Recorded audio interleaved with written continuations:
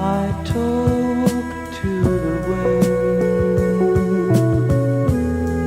My words are all carried away.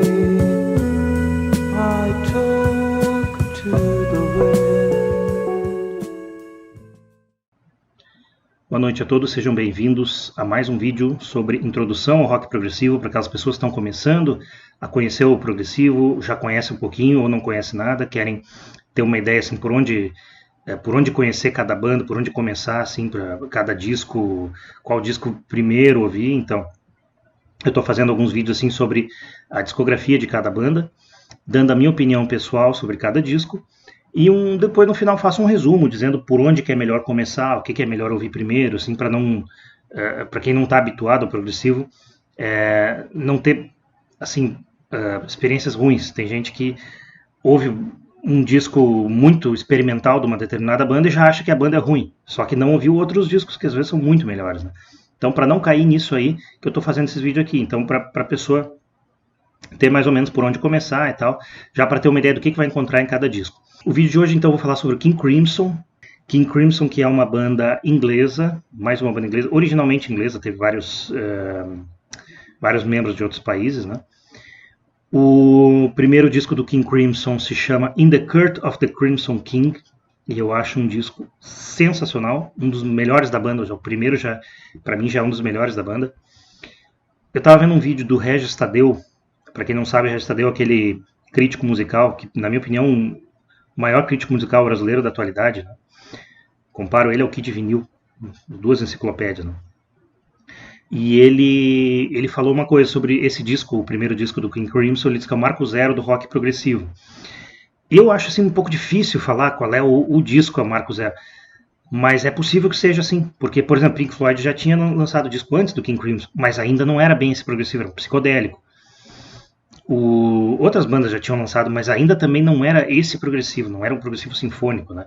No caso, o King Crimson é uma banda bem mais experimental, então até é uma banda um pouco difícil às vezes de compreender, até por isso principalmente que eu faço esses vídeos, né?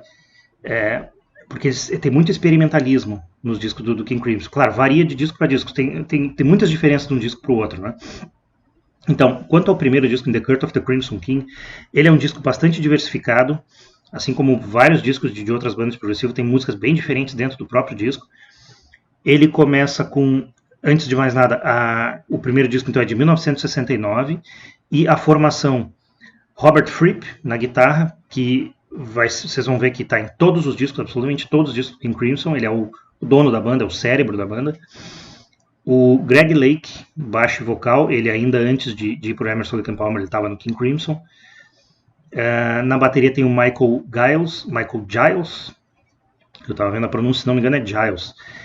Ele tocava com o Robert Fripp antes do King Crimson numa banda que era Giles and Fripp.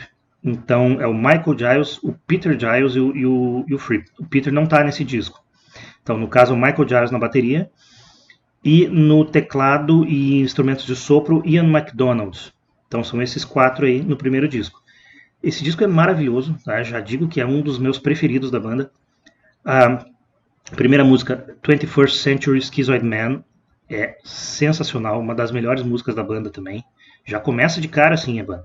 Então por isso que esse disco é realmente importantíssimo, ele tem uma importância muito grande dentro do rock progressivo.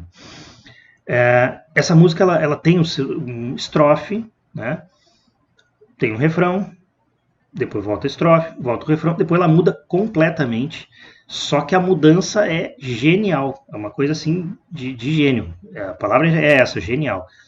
Lá mais adiante volta, então, como estava no começo, mas é uma coisa fantástica mesmo, né? Então, uma das minhas preferidas da banda, de toda a obra da banda, essa 21st Century Schizoid Man. Depois ela continua com I Talk to the Wind.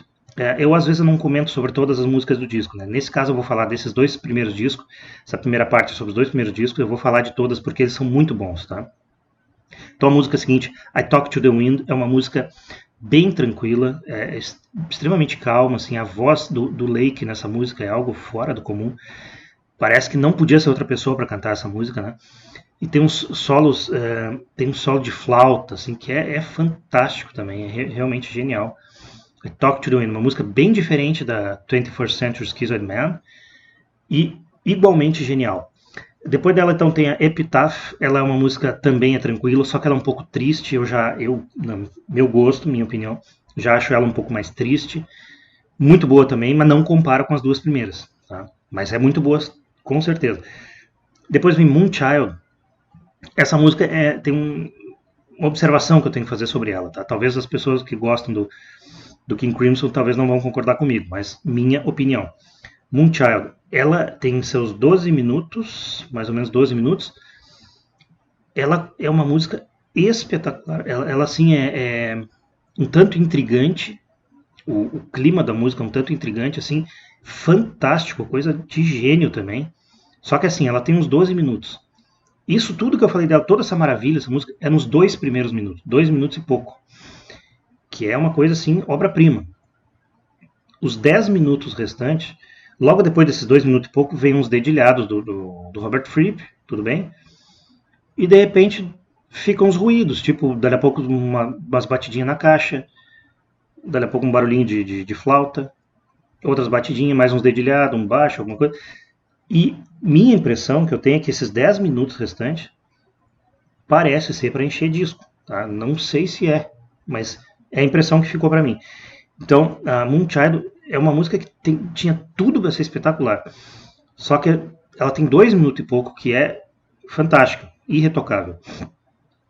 Mas os 10 minutos seguintes... E aí tem um detalhe, o King Crimson, como eu falei, é uma banda muito experimental. E eu adoro experimentalismo quando é na dose certa. Eu acho que essa música extrapola, tem demais. Tá? Moonchild, então, é isso. E a última música do disco se chama The Court of the Crimson King. É outra música fantástica também. Tem seus... não me lembro, 10 minutos, talvez mais, 11, não me lembro. Mais ou menos como 21st Century Schizoid Man, ela também tem estrofe, não tem exatamente um refrão, um coro só, depois volta de novo e tal, depois muda completamente também. E é outra música genial também, assim como a primeira, é uma das melhores do disco também.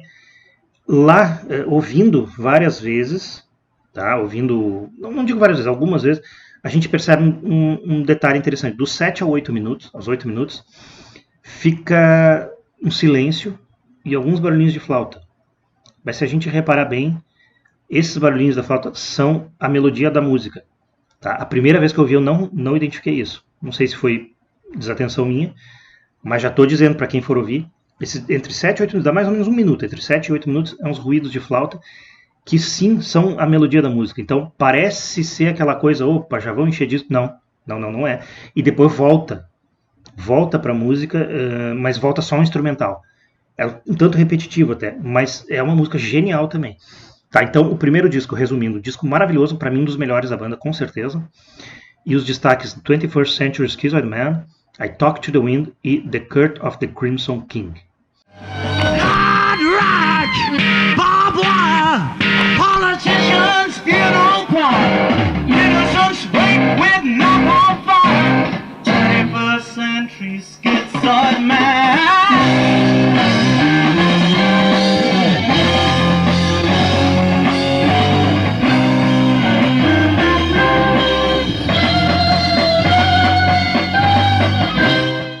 Segundo disco do King Crimson de 1970, In the Wake of Poseidon. Formação, continua Greg Lake, mas lamentavelmente, por um lado, né, o último disco dele, por um lado, porque por outro ele se juntou com os mestres Emerson e Palmer. Eu prefiro Emerson e Palmer, minha opinião também, né? Mas assim, pro King Crimson foi realmente lamentável, porque a voz dele é fantástica, né? O grande baixista. Então, o Greg Lake, o último disco dele. O Robert Fripp, obviamente, está em todos os discos. Nesse disco ele também toca teclado, porque saiu Ian MacDonald. Continua o Michael Giles na bateria. Aí o Peter Giles entra também, aquele mesmo que eu tinha comentado antes. Ele toca baixo em algumas músicas. Em algumas que o Lake não toca, ele toca. E entra na banda um cara importantíssimo, que é o Mel Collins, que ele tocava na banda Circus. Eu ouvi o disco deles, eu acho que eles só lançaram um, eu ouvi esse disco, achei muito bom, um disco interessante, assim, bastante solo de vários instrumentos de sopro. É o cara do sopro, o Mel Collins, realmente é incrível a criatividade desse homem para fazer solo, tá? Principalmente sax e flauta, mas tem outro. Bom, nesse disco eu não sei exatamente o que, mas em outros discos ele toca trompete também, toca outras coisas, né? Bom, sobre o In the Wake of Poseidon, vou comentar de todas também. A primeira música se chama Peace a Beginning. Ela é só voz. Ela é bem curtinha, só voz, é uma melodia bem legal até. Bem interessante, mas é bem curta, não chega a um minuto. Depois dela entra talvez a minha preferida da banda. Talvez, eu não sei dizer. Mas eu considero uma obra-prima essa música, Pictures of a City. É outra, tipo 21st Century Schizoid Man, é outra que tem estrofe. Aí não tem exatamente um refrão também.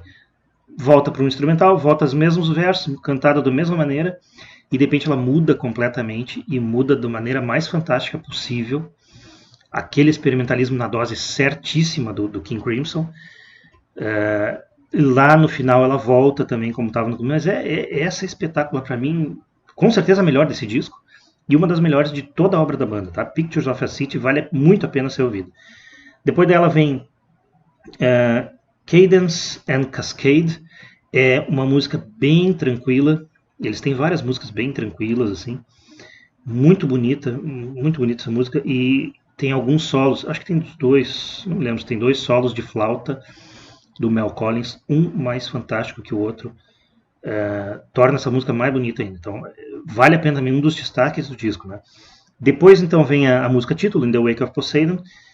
Eu já acho essa música, ela é bonita também, é uma música lenta, tranquila, só que eu acho um pouco triste.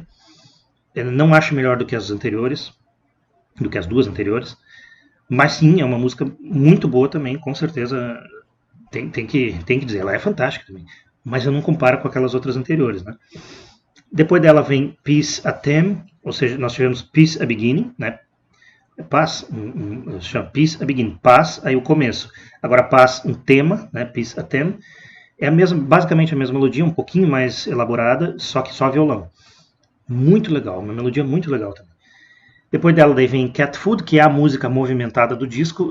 Talvez algumas pessoas não concordem comigo, mas eu acho em alguns momentos ela parecida com a Come Together dos Beatles.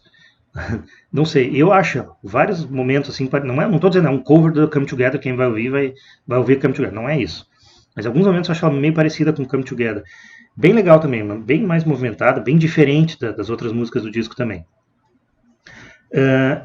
Depois dela vem a música mais louca do disco, The Devil's Triangle, Triângulo do Diabo. Ela é uma batida estilo bolero de Ravel, certo? Tá. É uma coisa assim, vai e fica a música inteira assim. Na verdade, ela começa praticamente em volume zero e vai aumentando muito, muito lentamente. É muito devagar que aumenta o volume. Ela tem seus 11 minutos. Ela vai aumentando muito lentamente e ela não chega a ser intrigante, eu diria angustiante. É uma música que parece que dá uma angústia. Meu Deus, vai acontecer alguma coisa, um suspense, uma coisa assim.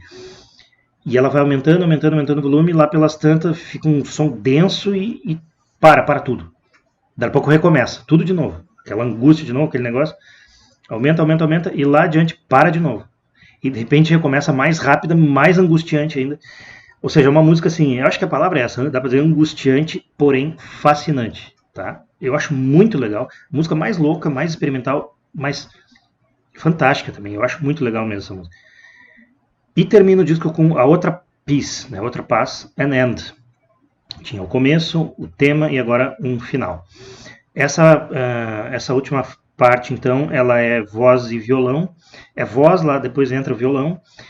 Também a mesma melodia, principalmente um pouco mais elaborada que a primeira, igual a segunda ali. Muito legal essa melodia. Até eu acho que ela poderia ser mais explorada. Ela é curta, ela é a maior das três partes, né? As outras são 1 minuto e pouquinho, essa aqui tem um pouco, mas tem quase 2, eu acho. E eu acho que poderia ser mais explorada essa melodia, porque ela é muito legal, assim. Mas assim, em um resumo, o In the Wake of Poseidon, no disco, eu acho um pouco abaixo do In the Court of the Crimson King, porque o In the Court pra mim é fantástico. É quase uma obra-prima, vou dizer, tá? Não posso dizer uma obra-prima porque eu não acho todas as músicas fantásticas. Assim. Todas são fantásticas, mas não são todas obras-primas, é isso que eu quero dizer. E o In the Wake eu já acho mais um pouquinho abaixo, porque tem Pictures of a City, que é uma obra-prima, Mas as outras, Cadence and Cascade também eu destaco, os dois destaques para mim são essas duas. As outras, The Devil's Triangle é fantástica também, fenomenal. Mas ainda está abaixo dessas duas que eu citei, Pictures of a City e Cadence and Cascade. Mas com certeza é um disco fantástico, sim, muito melhor do que vários outros da banda que virão depois, sabe?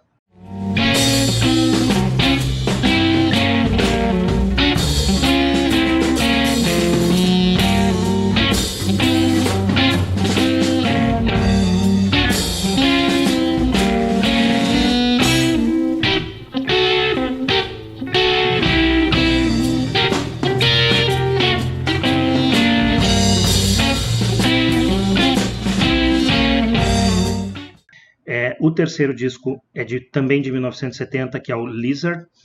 A formação, nesse caso, com certeza Robert Fripp sempre, né? Tá em todas. Tá tocando teclado nesse disco também, além da guitarra, né? O Mel Collins, que tinha entrado no disco anterior, continua. Sax, flauta, instrumentos de sopro. Trompete também. Eu acho que tem alguns outros também. No baixo e vocal, então, saiu o Greg Lake, veio o Gordon Haskell, e para a bateria saiu o Michael Giles e veio o Andy McCulloch. Esse disco, In the Wake of Poseidon, aliás, o Lizard, ele é inferior um pouco ao In the Wake of Poseidon. Eu acho aquele muito bom. Esse disco eu acho bom também, é um disco muito bom também. Na verdade, tem uma coisa maravilhosa nesse disco, mas eu já vou chegar lá. Só que assim, o disco em si todo, eu não acho ele fantástico que nem os dois primeiros, por exemplo. A primeira música, Circus, ela é interessante, é uma música muito, muito legal, assim, mas ela é um pouco pesada, tem umas partes dela que são meio pesadas e outras não. É aquela bem estilo King Crimson, tem um experimentalismo e tal, tem algumas como é que eu vou dizer, coisas meio misturadas assim nas músicas, mas é assim, King Crimson é isso aí mesmo, tá? É uma banda bem experimental. Mas a Circus até não é das mais cheias de experimentalismo. Depois dela, então, outro destaque que eu dou pro disco, Indoor Games, uma música bem legal também. Eu acho que ela é até, no começo principalmente, ela é bem mais fácil de se ouvir, para quem não está muito familiarizado ao rock progressivo, ela é bem mais fácil de ouvir, assim, depois ela muda um pouco, tem algumas, não vou dizer improvisos, assim, alguns experimentalismos mesmo, né? Mas ela é interessante, ela termina também com o Gordon Haskell tá cantando e depois começa a rir. Termina no final ele dando risada, ela não sei do que ele riu, né? Talvez alguma coisa da letra, mas eu não traduzi a letra também, não sei. O outro destaque que eu dou para esse disco é a música que chama, o título do disco, que é Lizard. Essa música tem uma coisa interessante, tá? Ela é cantada pelo John Anderson, eles convidaram o John Anderson do Yes para cantar essa música. E assim, ela ocupa todo o lado B do disco vinil, tem 23 minutos nos quebrados. Só que é o seguinte, sobre essa música é o seguinte, até uns 4 minutos e meio ela é uma obra-prima, né? É uma música, a voz de John Anderson, né, irretocável, inconfundível. Só que a partir dos 4 minutos e meio, tudo bem, é bem legal também, tem uns solos de trompete, solos de sax, assim, alterna, tem de trompete, depois tem de sax. Os solos de sax são muito bonitos, muito bonitos. O Mel Collins, como eu já falei no outro vídeo, ele é um gênio do instrumento de sopro, ele é extremamente criativo para fazer os solos dele, faz solos compridos até, né? Então, como eu falei, até os 4 minutos e meio, eu considero uma obra-prima essa música. Depois ela começa a mudar um pouco entre esses solos de trompete, sax, lá pelas tantas entre os solos de flauta também. Eu adoro flauta, tá? Eu acho flauta no rock progressivo, eu acho que fica fenomenal flauta. Sou fã mesmo de flauta. Só que assim, depois me dá a impressão que a música meio que se perde um pouco, fica uma coisa muito misturada e aí entra, como eu falei no outro vídeo, eu gosto muito de experimentalismo, mas na dose certa, tá? Então, para mim, ela começa a extrapolar um pouco, tá? Meu gosto pessoal. Então, Lizard não precisaria ter esses 23 minutos. Não sei se é o caso, tá? Me perdoem quem discorda, mas me parece que também é para encher o disco. De um certo ponto para frente, não toda ela. Inclusive depois dos solos de sax, trompete, que é muito legal ainda, tem ainda de flauta e tal, mas não tem mais nada a ver com o que era a música antes, né? Mas enfim, esse é o King Crimson, tá? Então é uma banda um pouco difícil às vezes de entender. Primeira vez que eu vi King Crimson eu não gostei, né? Mas daí depois, outras vezes ouvindo com muito mais calma, sim, tem coisas maravilhosas, né? Tá, sobre então o Lizard, para terminar, É um disco bom, é um disco muito bom, melhor do que vários discos do King Crimson, mas para mim ele é abaixo do In the Wake of Poseidon, que já é abaixo do primeiro, porque o primeiro é quase uma obra-prima para mim, né?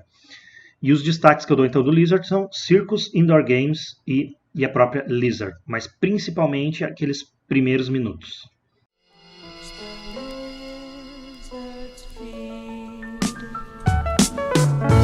Wake your reasons hollow boat, where your blizzard season cold. Burn a bridge and burn a boat, stake a lizard by the throat. O quarto disco então da banda, disco de estúdio, de 1971, ele se chama Islands, e ele já tem uma outra formação. Tá lá o Fripp no teclado e guitarra, o Mel Collins continua, e já mudou a bateria e já mudou o vocal e baixo também. Então, baixo e vocal dessa vez é o Boz Burrow, e na bateria o Ian Wallace. O Island é o seguinte, se o King Crimson é uma banda experimental, esse disco é o King Crimson, porque é o mais, eu acredito que seja um dos mais, até então o mais experimental deles, tá? Só que eu acho que é demais. Por isso que eu considero ele um pouco abaixo ainda do Lizard, mais uma vez, minha opinião. Tem coisas legais, tem coisas muito boas nesse disco, mas tem experimentalismo demais, assim, pra mim. O que eu destaco, tá? O que eu destaco desse disco? Sailor's Tale é uma música que eu achei bem legal. Tem outra que é muito bonita, que parece uma música clássica, assim, violino, oboé, se chama Prelude Song of the Gulls. E essa música eu acho muito boa, talvez a melhor do disco, na minha opinião.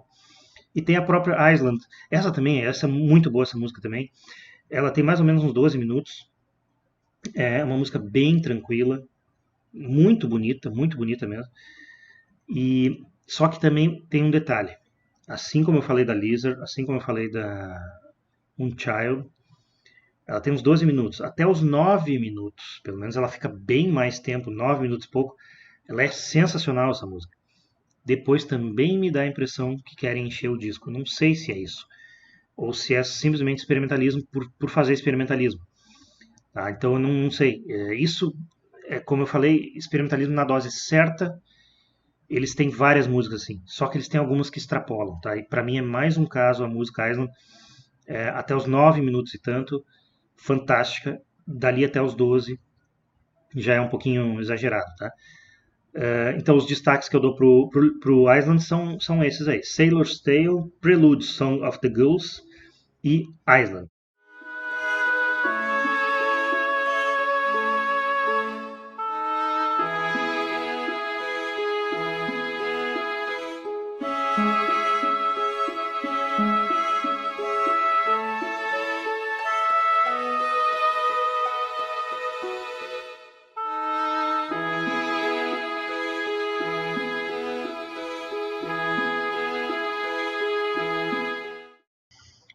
O quinto disco agora é o Lark's Tongues in Aspic.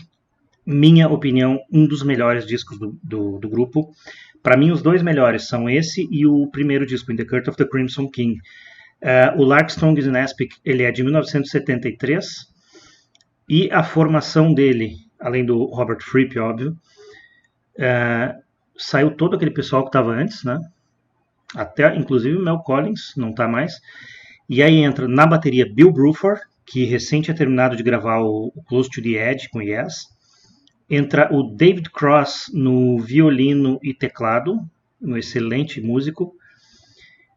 O John Wetton entra no baixo e vocal, ele estava no Family por último, mas ele já tocou em várias bandas e é um fantástico baixista e vocalista, acho muito bom esse cara. E também um percussionista, Jamie Muir, eu não sei como é que se diz, Jamie Muir que se escreve, Jamie Muir, muito bom também, um cara bem doidão e fantástico também.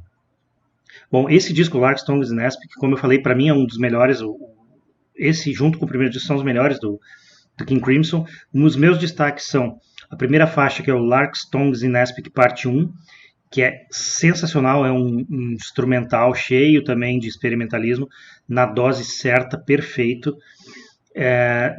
Outro destaque que eu dou, Easy Money. Essa é uma música bem diferente, ela já é cantada, outra instrumental, né? Um pouco mais movimentada também. Bem diferente, completamente diferente da primeira. Outro destaque, The Talking Drum. Essa música eu acho sensacional também. Ela é bem doida também. Ela começa bem baixinho, a exemplo de outras músicas do King Crimson, ela começa bem baixinho e vai aumentando bem devagar, sempre com o mesmo ritmo, uma coisa bem movimentada, um baixo assim, muito legal e uns instrumentos de sopro, assim, uma coisa bem doida, assim. Mas muito legal, essa é uma das minhas preferidas do disco. E ela termina e emenda direto, começa direto assim, o Lark, Tongues and Aspic parte 2. Essa é a última faixa do disco. Tão espetacular quanto a primeira, elas são diferentes, tá? A parte 1 e a parte 2 são diferentes, mas as duas são instrumentais, são cheias de experimentalismo e igualmente fantásticas. Então, das melhores músicas para mim do King Crimson, essas aí, mas é difícil dizer a melhor, né? Para mim a melhor eu acho que ainda é do segundo disco, Pictures of Home. Mas então, resumindo, o Lark, Tongues and Aspic, eu acho ele bem melhor do que o Island, que é o disco anterior que eu falei, bem melhor do que o Lizard também, melhor do que o In the Wake of Poseidon e mesmo nível do In the Court of the Crimson King, apesar de serem um pouco diferentes os discos, né? E os destaques que eu dou então para esse disco, Lark, Tongues and Aspic parte 1, Easy Money, The Talking Drum e o Lark, Tongues and Aspic parte 2.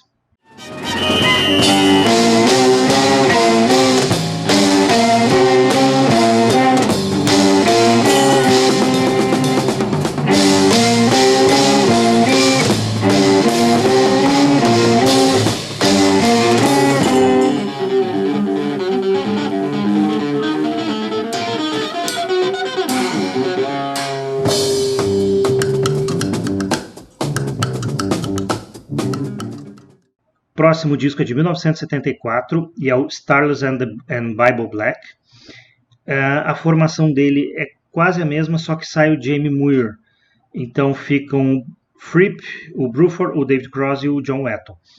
Essa formação é fantástica também.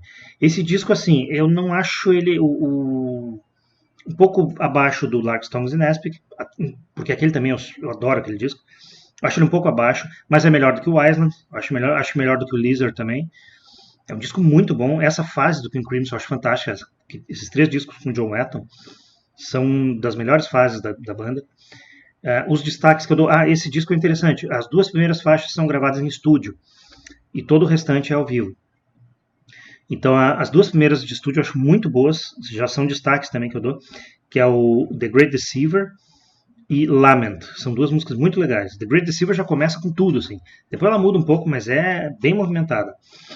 A outra destaque que eu dou se chama Trio. Essas músicas ao vivo, agora que eu vou falar, elas também já têm um pouco de experimentalismo a mais, assim, a mais do que eu gostaria, do que me agrada. Mas não em todas as músicas, né? Algumas tem um pouco exagerado, outras eu acho que é na dose certa também. Então uma das ao vivo é Trio, ela é basicamente violino, muito bonita, uma música também, eu não sei se é improviso que se diz, né? Ou se é só não sei, eu acho que é alguma coisa meio improvisada ali. Mas muito legal, muito bonita mesmo. E outros destaques também, Starless and Bible Black. Ela também é um experimentalismo na dose certa, uma música comprida. E a última faixa, que é a Fracture, que eu acho melhor ainda do que a anterior.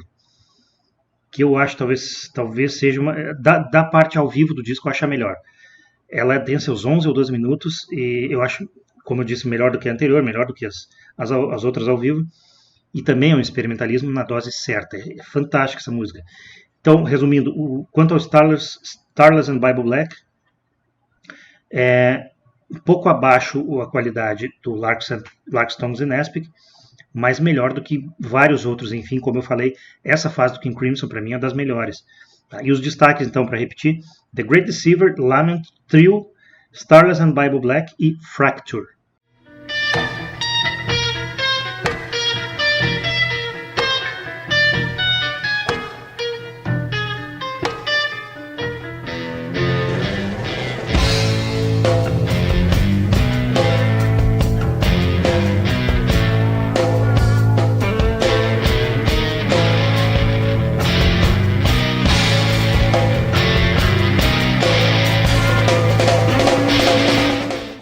Terceiro e último disco desse vídeo é o Red, disco Red de 1974.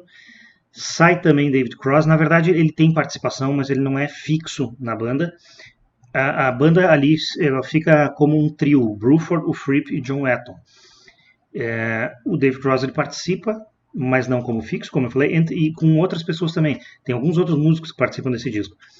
Esse disco é fantástico. Ele é melhor do que o anterior, Starless and Bible Black.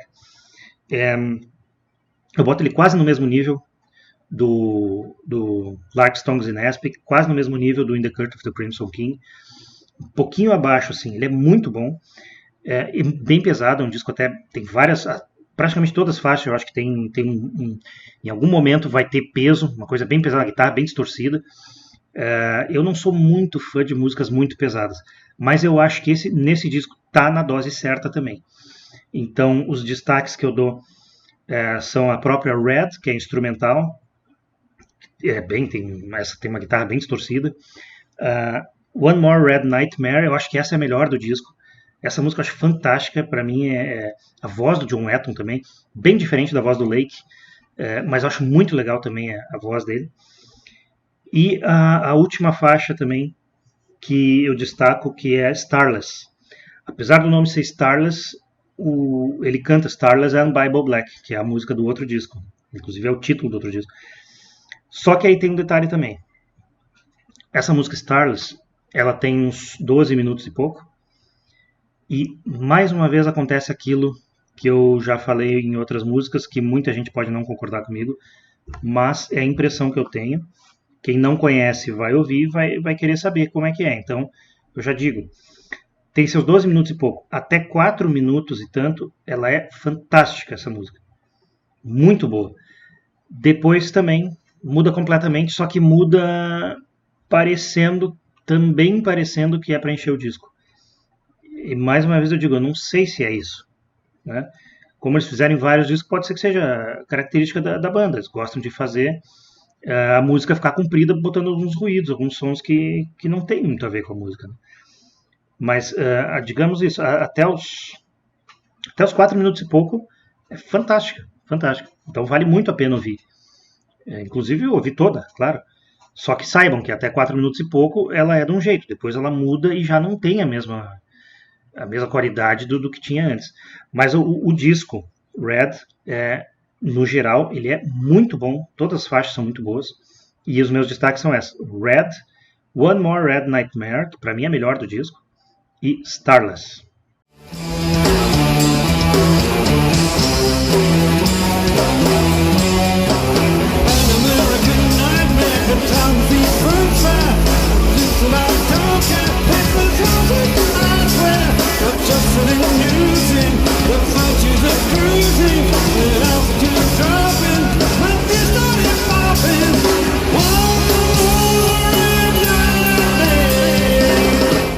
Saiu agora o John Wetton e na verdade estavam como um trio e mais outros músicos contratados, inclusive David Cross, né?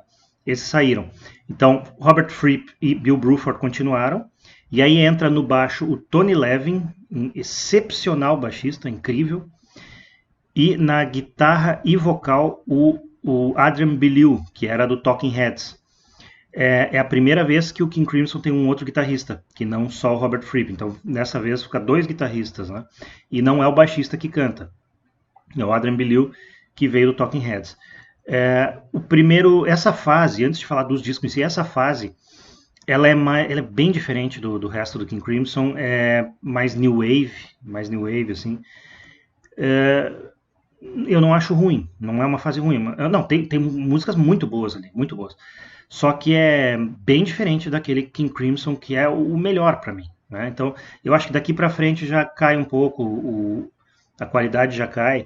Os últimos, com o John Wetton, né? O Lark, Tongues and Aspic, Starless and Bible Black e o Red, são sensacionais esses discos, sensacionais. Mas esses 3 agora, eles já não chegam a esse nível sensacional, para mim já não é.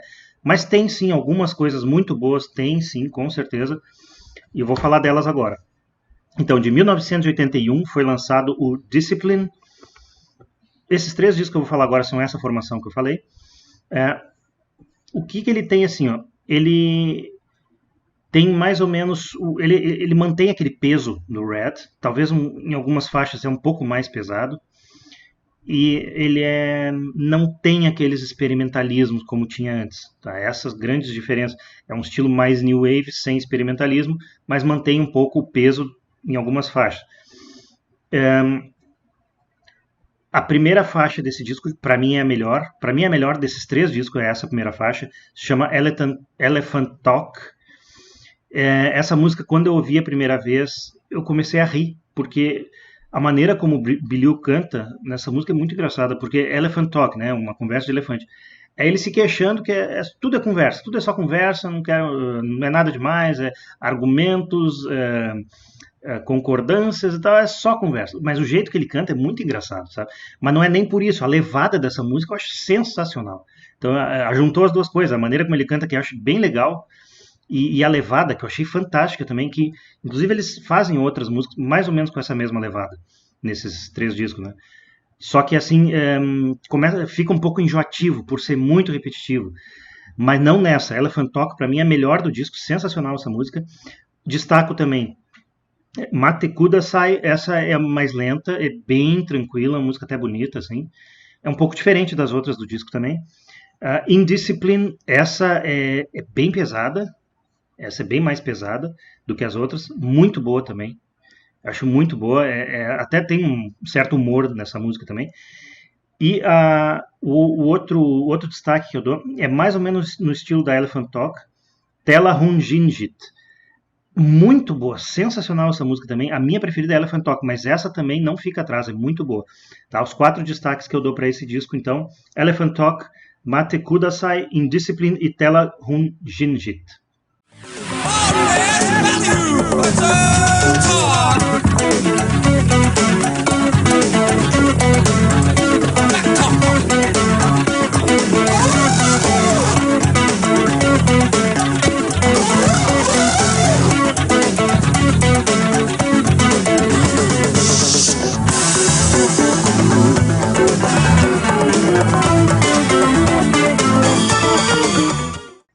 Em 1982 veio o segundo disco dessa trilogia, que é o Beat, e mesma formação. E assim, esse eu acho mais fraco dos 3, e eu acho que não sou só eu. Eu acho que muita gente acha mais fraco. Porque ele não tem uma inovação, não tem uma coisa diferente. É praticamente todo o disco, é praticamente igual as músicas. Aquela levada, não sei, todos assim com uma levada muito parecida, exceto a última. A última música, dá pra dizer assim, ó, parece que eles querem dizer, ó, nós somos o King Crimson, porque é puro experimentalismo. A última se chama Hacking. Ela é bem diferente do resto todo do disco, né, que é puro experimentalismo, só que assim, me cansa um pouco. Ela pra mim é extrapola, tá? Mas eu tenho que falar que essa é diferente das outras, então quem adora esse experimentalismo exagerado vai gostar dessa música. Além dessa, eu destaco também Neurotica. Essa música é legalzinha, tá? Mas ela é muito parecida com o resto do disco, como eu falei. Esse disco é muito essa levada new wave, assim, eles exageram, é demais. E em alguns momentos até o vocal do Adrian Belew, que eu acho muito legal, o cara canta muito bem. Mas em alguns momentos se torna um pouco enjoativo, pro meu gosto, se torna um pouco enjoativo, um pouco cansativo, meio choroso, assim, às vezes é meio ruim de ouvir várias seguidas com aquele mesmo tipo de vocal, tá? Mas não são todas as músicas, algumas. Nesse disco tem bastante, por isso que eu acho ele mais fraco, tá? Mas eu destaco essas duas, Neurótica e o Hacking.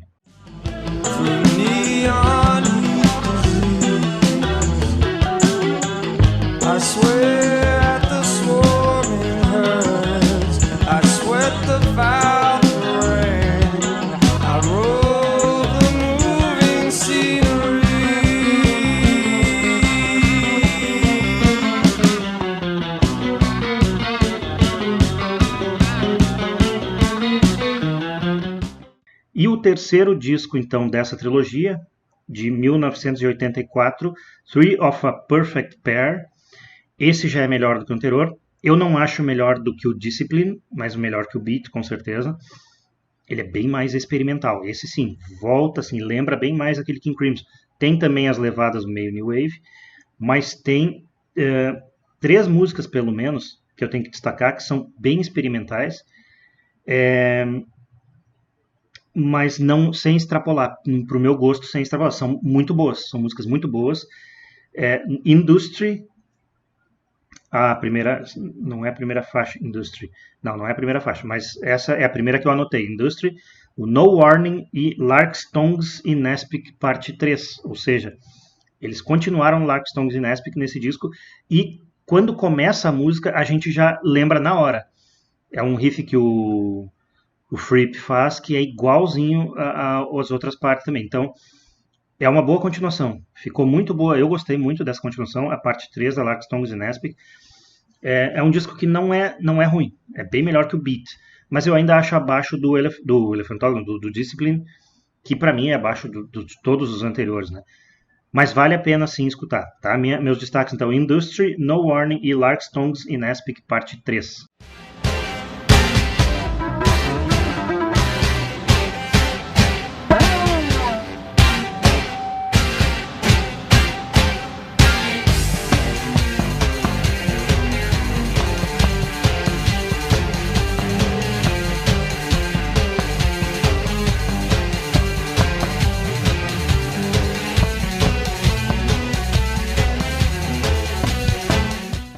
Vou falar então agora sobre os 3 últimos discos de estúdio do grupo.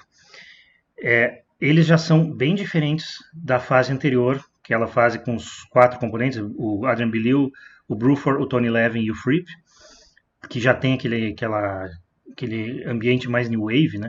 Agora não, agora some isso aí e vem um peso, vem ficar mais pesado que os discos anteriores. Tá? Esse disco, o de 1995, então foi lançado o Track, eu acho bem melhor. Acho melhor do que os 3 anteriores. Só que assim como pro meu gosto musical tem experimentalismo que extrapola um pouco, né? Quando é na dose certa eu gosto, eu já falei isso aí.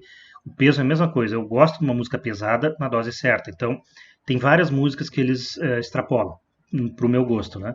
Mas então indo para os destaques já desse disco, a primeira faixa que se chama Vroom, né? Como se fosse uma onomatopeia de um barulho de uma moto, né? Vroom. Essa é bem legal. Na verdade, tem mais uma música que se chama Vroom Vroom, que é a penúltima faixa, e a Vroom Vroom Coda. Essa é a última. Então, essas 3 vrooms aí, a primeira e a segunda são bem legais, são parecidas, mas a coda eu já achei muito pesada. Então, essa já não é um destaque para mim, não gostei muito. Além dessas, tem uma outra música que chama Coda Marine 475. Essa também é pesada e tal, mas essa é legal, para mim é um peso na dose certa, né? Além dessa tem outra que se chama Dinosaur, essa já é diferente, ela tem estrofe, refrão, bem legal, achei essa aí muito legal. Tem uma outra música também que ela já muda um pouco o estilo, que ela é mais tranquila, mais calma, é Walking on Air. E o outro destaque que eu dou, porque esse disco tem muitas músicas, muitas mesmo. Então, essas são as que eu gostei mais. O último destaque que eu dou se chama Be Boom. Ela é eu acho que é como se fosse o barulho da bateria, porque ela é quase um solo de bateria. Ela é mais ou menos um solinho de bateria, mas com uns tecladinhos no fundo, tal, alguma coisa assim. Esses são os destaques que eu dou para esse disco, então. A formação do Track. Além dos 4 que eu citei, entram Trey Gunn no baixo e no vocal e o Pat Mastelotto na bateria. Então, nesse caso, a própria banda se chamava, acredito que eles mesmos se chamassem de duplo power trio, porque tu tem 2 baixistas, 2 guitarristas e 2 bateristas, e entre eles 2 vocalistas também. Então é uma formação bem diferente das outras, né? Mais gente do que costumava ter. Mas é só nesse disco, tá? No próximo já não é assim. Então os destaques que eu dou do disco Track são essas: o Vroom, Coda Marine 475, o Dinosaur, Walking on Air, Be Boom e o Vroom Vroom.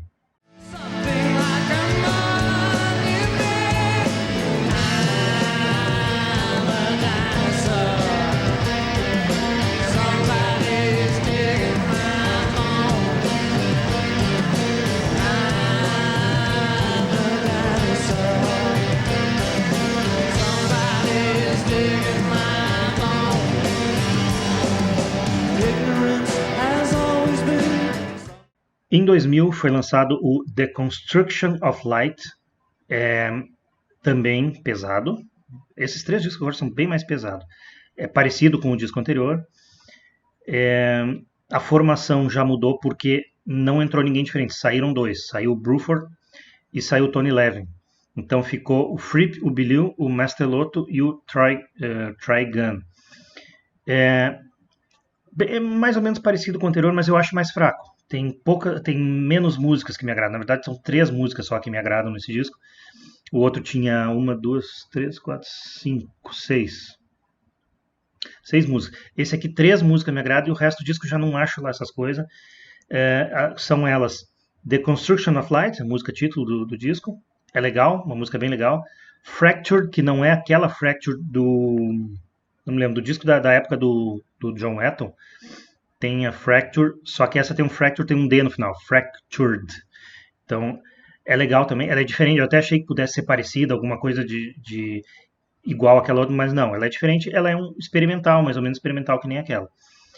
E a outra música que eu acho que é mais legal desse disco pra mim, se chama The World's My Oyster Soup Kitchen Floor Wax Museum. Ela é tão esquisita quanto o nome, essa música. Ela é bem, um tanto quanto esquisita, mas ela tem partes espetaculares no meio, tem uns instrumentais fantásticos. Ela tem partes cantadas, mas umas partes instrumentais que eu acho fantásticas. Então, para mim, essa é a melhor do disco, tá? Vamos lá, eu vou repetir os destaques que eu dou. Antes de repetir, só tem mais um detalhe. Ela tem, ainda nesse disco, tem a Larkstones in Aspic, parte 4. Ela é assim, começa como uma versão mais lenta e pesada da parte 2. No começo ela é assim. Então dá a entender que vai seguir aquilo ali mais ou menos. Vai ser continuação, vai ser toda parecida com a parte 2. Mas não, depois muda um pouco e não me agrada. Se ela fosse toda ela mais característica assim da parte 2, eu ia achar legal, porque tava legal até então. Mas é uma parte no começo, depois o resto ela é comprida. Não me lembro se tem 7, 8 minutos, não me lembro. Depois, para mim, já não fica mais tão legal. Então, os destaques que eu dou do The Construction of Light é a faixa título, The Construction of Light, a Fractured e aquela ali que eu vou repetir o nome aqui. The World's My Oyster Soup Kitchen Floor Wax Museum. Bem legal essa também.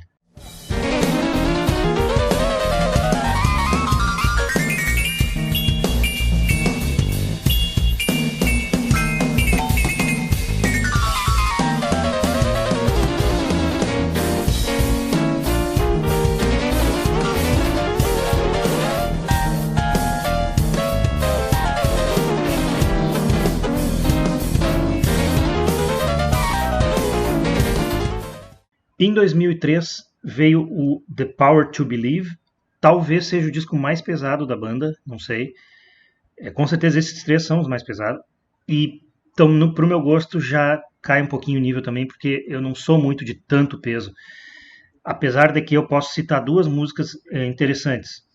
Ela, na verdade, tem 4 partes, ou tem The Power to Believe 1, 2, 3 e 4 distribuídas pelo disco. Tá? A parte 2 eu achei a melhor. Melhor do que as outras, mas também não é tudo aquilo.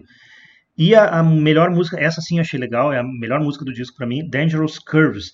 Ela é a exemplo da The Devil's Triangle do In the Wake of Poseidon, a exemplo da The Talking Room do Larkstones in Aspic.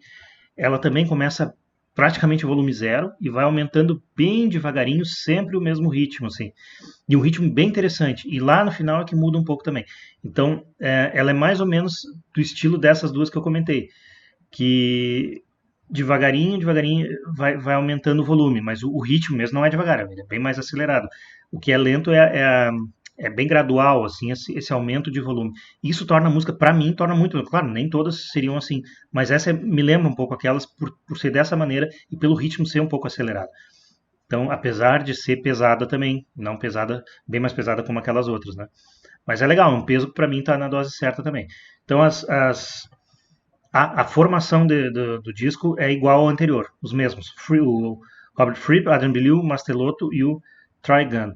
E os destaques, então, para repetir, desse disco, para mim, são The Power to Believe, parte 2, e a melhor do disco, Dangerous Curves.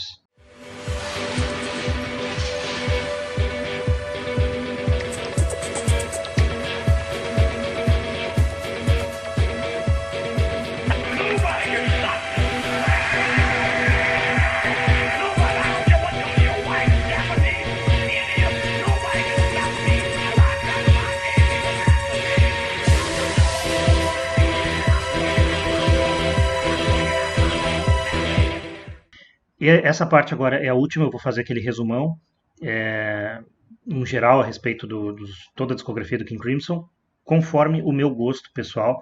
Muitos podem discordar, cada um com a sua opinião, mas a intenção é essa, dar um norte, um rumo para aquelas pessoas que estão começando a conhecer a banda e não sabem bem por onde ir.